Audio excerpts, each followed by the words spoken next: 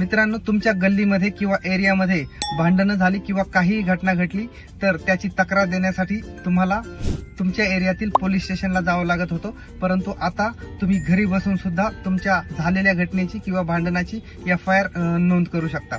कसं करायचं हे मी तुम्हाला सांगतो, परंतु त्याआधी हा व्हिडिओ सेव्ह करून ठेवा।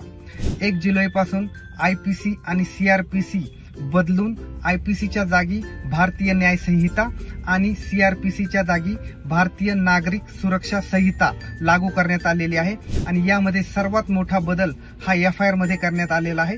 आता तुम्हाला कोणत्याही घटनेची FIR नोंदवायची असेल तर पुढील 3 पद्धतीने तुम्ही FIR नोंदवू शकता। पहिली पद्धत आहे E-FIR। यामध्ये तुम्ही कोणतीही घटना घडल्यानंतर संबंधित पोलीस वेबसाईटवर जाऊन तुम्ही त्या घटनेची माहिती, तुमची वैयक्तिक माहिती आणि थोडे पुरावे अपलोड करून तुम्ही FIR ची नोंद करू शकता। Number 2, E-communication. ई-कम्युनिकेशन मध्ये तुमची तक्रार तुम्ही संबंधित पोलीस स्टेशनला कोणत्याही ई-कम्युनिकेशनच्या माध्यमातून पाठवू शकता।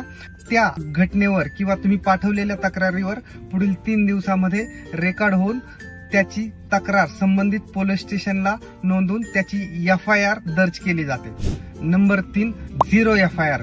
या FIR मध्ये तुम्ही ज्या एरियामध्ये घटना घडलेली आहे त्या एरियामधील पोलीस स्टेशनमध्ये कंप्लेंट देणं कंपल्सरी नाहीये। तुम्ही कोणत्याही पोलीस स्टेशनला ही तक्रार देऊ शकता आणि त्यानंतर ही तक्रार संबंधित पोलीस स्टेशनला ट्रान्सफर केली जाऊन त्याची रीतसर FIR नोंदवली जाते। मित्रांनो, हा महत्त्वाचा व्हिडिओ तुमच्या सगळ्या मित्रांना शेअर करा व असेच महत्त्वाचे व्हिडिओ इथून पुढेही पाहण्यासाठी लगेच सबस्क्राईब करा।